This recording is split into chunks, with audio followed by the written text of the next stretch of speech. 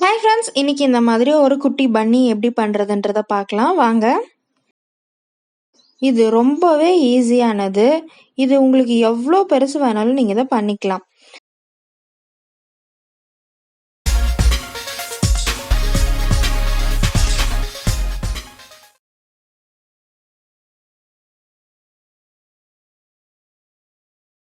So first நான் இந்த பேட்டர்னுக்காக ஒரு ஸ்லிப் நாட் போட்டுட்டு எனக்கு இந்த பொம்மை எந்த அளவுக்கு தேவையோ அந்த அளவுக்கு நான் செயின்ஸ் போட்டு வர போகிறேன்.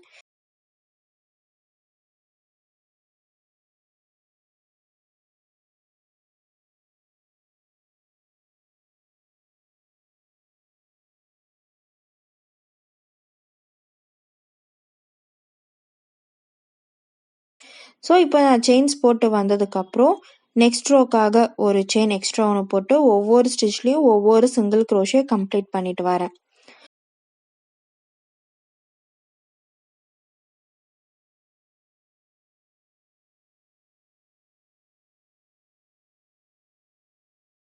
ஸோ இப்படி ஒவ்வொரு ஸ்டிச்லேயும் ஒவ்வொரு சிங்கிள் க்ரோஷே கம்ப்ளீட் பண்ணிட்டு வந்ததுக்கப்புறம் நெக்ஸ்ட் ரோக்காக ஒரு செயின் போட்டு ப்ராஜெக்டை திருப்பிக்கிட்டு ஒவ்வொரு ஸ்டிச்லேயும் ஒவ்வொரு சிங்கிள் க்ரோஷே. ஸோ நீங்கள் உங்களுக்கு எந்த அளவுக்கு நீங்கள் இந்த செயின்ஸ் பிரெத் போட்டு வந்தீங்களோ அதே அளவுக்கு நீங்கள் ஹைட்டும் பண்ணிட்டு வந்துடணும்.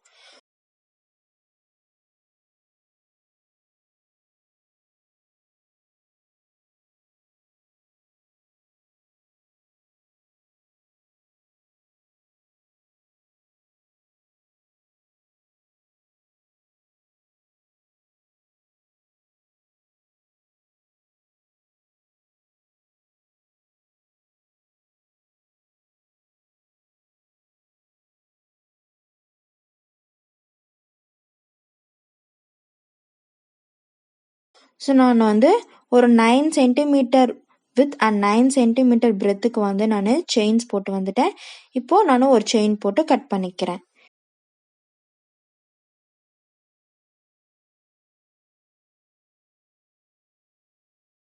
இப்போது இதுக்கு மேலே நீங்கள் இதை ரெண்டாக ஃபோல்ட் பண்ணிக்கிட்டு இந்த மாதிரி ஊசியில் நூலை கோத்திக்கிட்டு ஒன்று விட்டு ஒன்று நீங்கள் எடுக்கணும்.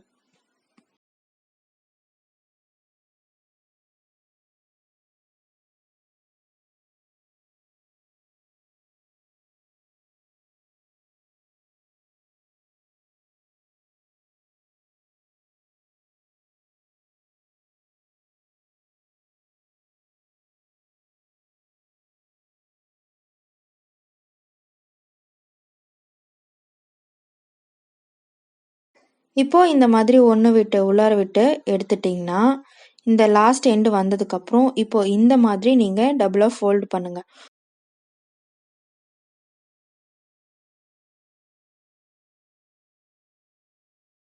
ஃபோல்டு பண்ணிவிட்டு இதே போல் ஒன்று உள்ளார விட்டு வெளியில் எடுத்துகிட்டு அந்த பாயிண்ட் வரைக்கும் வாங்க. ஒரு ட்ரையாங்கிள் ஷேப்புக்கு இது வரணும்.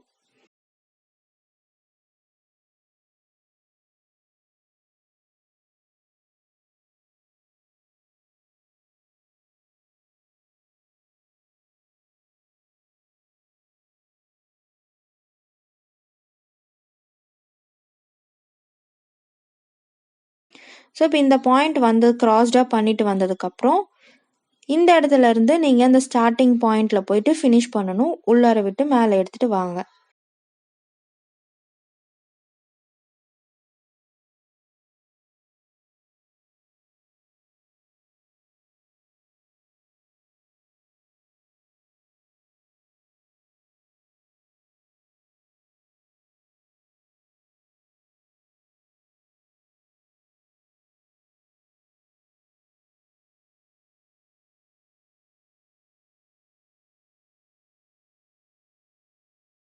ஸோ இப்போ இந்த இடம் வந்ததுக்கப்புறம் இந்த மாதிரி நீங்கள் ஃபைபரை எடுத்துக்கணும். இப்போ இந்த ஸ்டஃப் எடுத்ததுக்கப்புறம் நீங்கள் இதை நல்லா உருட்டிக்கணும். ஏன்னா லைட்டாக உருட்டிக்கோங்க, ரொம்பலாம் உருட்டிடாதீங்க. ஏன் இதுதான் ஃபேஸாக வரப்போகுது. ஸோ இதை நான் இப்படி இந்த ட்ரையாங்கிள்குள்ளார வச்சுட்டு பிடிச்சி இழுத்துக்க போகிறேன். இழுத்துட்டு நல்லா டைட் பண்ணிக்கணும்.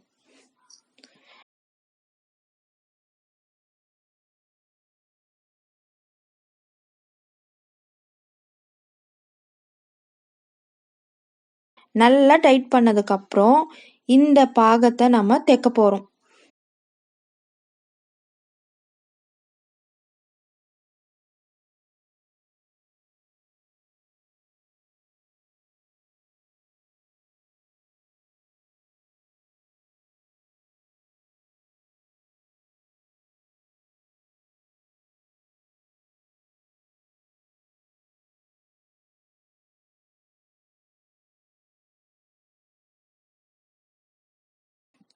ஸோ இந்த பாகத்தை நம்ம தைச்சிட்டு வந்ததுக்கப்புறம் இதுக்குள்ளாரையும் நீங்கள் ஸ்டஃப் பண்ணிக்கணும்.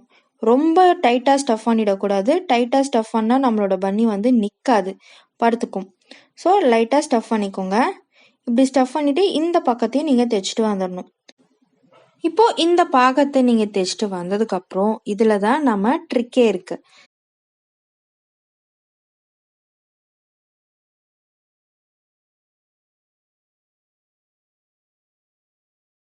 ஸோ பாருங்க, நல்லா ஊசியை இந்த லாஸ்ட் நான் பாயிண்ட்ல உள்ளார விட்டு தலைப்பகுதி வழியாக வெளியில் எடுத்து கொஞ்சம் உள்ளார இழுத்துக்கிறேன். எதுக்காகனா பன்னியை நம்ம நிற்க வைக்கணும், இந்த பொம்மையை நம்ம நிற்க வைக்கணும், அதுக்காக தான். ஸோ இந்த பொம்மையை நான் வந்து நிற்க வச்சுறேன். இப்போது இந்த பக்கம் எடுத்ததுக்கப்புறம் நீங்கள் தையல் போட்டு ஃபினிஷ் பண்ணிவிடுங்க. ஸோ டோட்டலாக கம்ப்ளீட் பண்ணிட்டு வந்ததுக்கப்புறம் இதுக்கு கண், மூக்கு, வாயெல்லாம் தைச்சிக்கோங்க.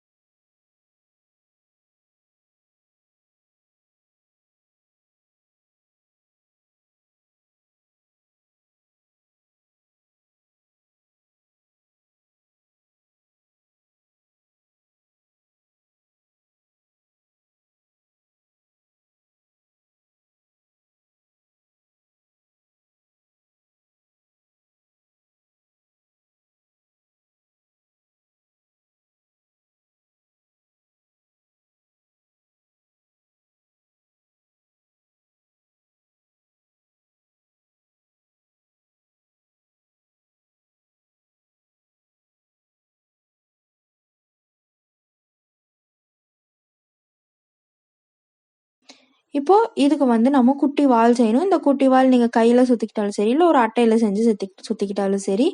நான் சின்னதாக இருக்கனால எனக்கு இந்த கையில் சுற்றுறதே போதும். ஸோ இப்படி நான் சுற்றி இந்த பக்கத்தை தைச்சிட்டு வந்துடுறேன். ஸோ இந்த பொம்மை நீங்கள் எந்த அளவுக்கு உங்களுக்கு பெருசாக வேணுமோ நீங்கள் அந்த அளவுக்கு சைஸை இன்க்ரீஸ் பண்ணிக்கோங்க, செயின்ஸை. இப்போ நீங்கள் ஆனால் இதில் நோட் பண்ண வேண்டிய விஷயம் என்னென்னா, எந்த அளவுக்கு நீங்கள் பிரெத் எடுக்கிறீங்களோ அந்த அளவுக்கு நீங்கள் ஹைட், அந்த வித் பார்ட்டும் இருக்கணும். அப்போனா தான் கரெக்டாக இருக்கும்.